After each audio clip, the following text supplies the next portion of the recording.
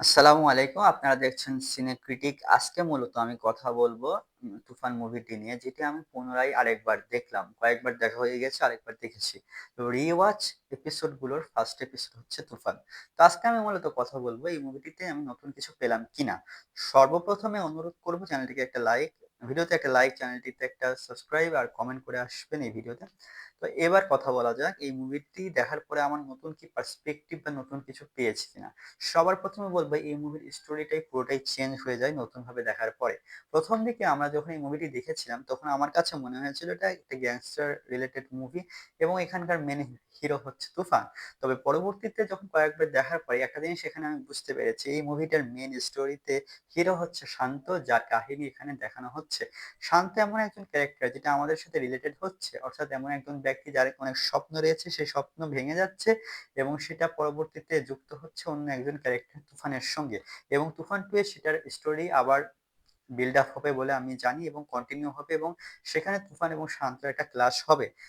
বাহুবলীর পরে বাংলাদেশ ফিল্ম ইন্ডাস্ট্রিতেও এমন একটা প্রশ্ন থেকে গেল যে হচ্ছে গুলিটা কে খেয়েছে, শান্ত নাকি তুফান?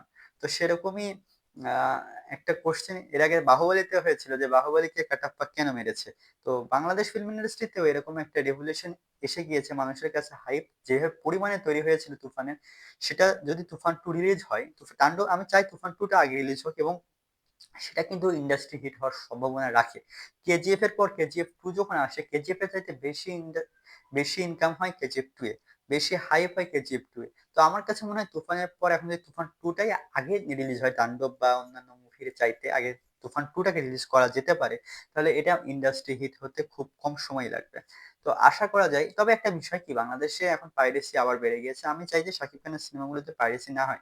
পাইরেসি হওয়ার কারণে কিন্তু অনেক ফিল্ম এখন হচ্ছে ডাউন গ্রেডে যাচ্ছে। তো আশা করা যায় পাইরেসি আর হবে না। সো আমি আবারও বলছি, রিওয়াচ করার পরে এই মুভিটিতে আমি কয়েকটা জিনিস লক্ষ্য করলাম। যে ফার্স্ট অফ অল এই মুভির স্টোরিটা পুরোপুরি চেঞ্জ হয়ে যায়, পার্সপেক্টিভ, যে এখানকার মেন হিরো হচ্ছে শান্ত। দ্বিতীয়ত, এটা দেখার পর একটা জিনিস বুঝলাম যে সেই সময় যে সময় মুভিটা রিলিজ হয় তখন সেই টাইমে দাঁড়িয়ে একটা পারফেক্ট একটা ফিল্ম হয়েছে তুফান, স্টোরিটা বাদে। কারণ স্টোরিতে একটু ব্যাকল্যাশ হয়েছে এবং আমার কাছে মনে হয় যে স্টোরিটা যদি একটু ভালো করে তুফান 2 টা রিলিজ করা যেতে যায়, তাহলে সেটা খুব ভালো হবে। তো ওভারঅল এই ছিল আমার রিভিউ, অর্থাৎ বলতে পারেন যে ওয়াচ করার পরে রিভিউ। আর পার্সপেক্টিভটা পুরোপুরি চেঞ্জ হয়ে গেছে। আপনাদের কাছে কি মনে হয়? আপনারা চাইলে আবার মুভিটা দেখে আসতে পারেন, মুভিটি চরকিতে রয়েছে। তো এই ছিল আজকের ভিডিও। ধন্যবাদ।